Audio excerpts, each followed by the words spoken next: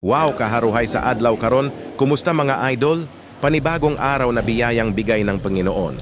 Pagpalain nawa kayong lahat mga idol. Oy, si Bato ay si idol lang pala ito. Haha, bagong tabas ka idol, parang kakalabas lang sa monte ah. Siya nga pala mga idol, may lakad na naman kami ay sasakay pala kami sa motor. Kaya naghahanda itong inyong idol. Sa pormahan na yan, parang pupunta lang si idol sa bakbakan at MQY. Itsurang mangho-hold up lang sa bangko, haha, joke lang mga idol. Siya nga pala mga idol, bago ko makalimutan ay shoutout nga pala kay Ate Lainey Celeres Gonato, na isa ring social media influencer mga idol. Salamat sa iyong suporta Ate Lainey, pagpalain ka nawa ng Panginoon. So hayan na nga mga idol at paalis na kami niyan. At sinabi na rin namin kay Idol Guard kung saan kami pupunta. At ang on the way to site na nga kami ay banayad lang ang takbo ng traffic sa umpisa. Hanggang sa pagkababa ng tulay sa may bandang nagtahan-unahan, ay paldo na naman kami sa trapiko. At buti na lang magaling sa trapiko ang beshi ko. Kaya ginamitan na niya ito ng malupetang diskarteng pinagbabawal na teknik ni Guko, na kung saan daanan ng bisiklo ay puro na lang motorsiklo ang dumadaan dito. At dahil sa galing ng pagmomotor ng beshi ko,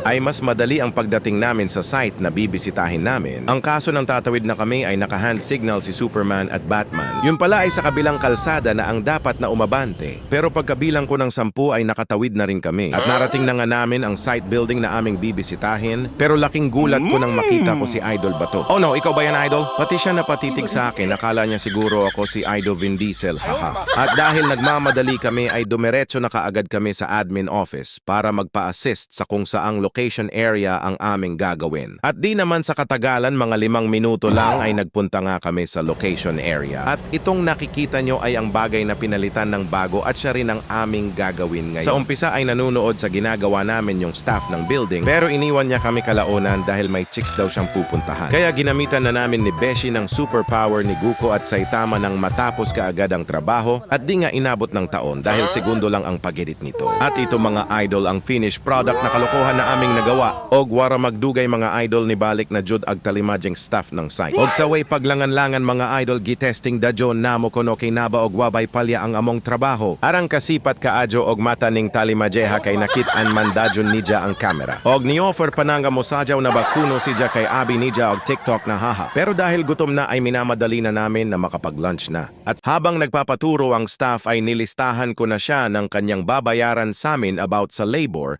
na nagkakahalagang 2 million pesos. At di siya nakapalag ng pinaperma na nanginginig pa itong pumirma. At lumabas na nga kami sa pump room at nagpaalam na rin na uuwi na dahil walang libreng pananghalian. At dito nga ay gutom na kami ni Beshi, sabay porma sa camera at nag-selfie. Pak ganuon mga idol hanggang sa muli. Maraming salamat sa inyong panunood. God bless.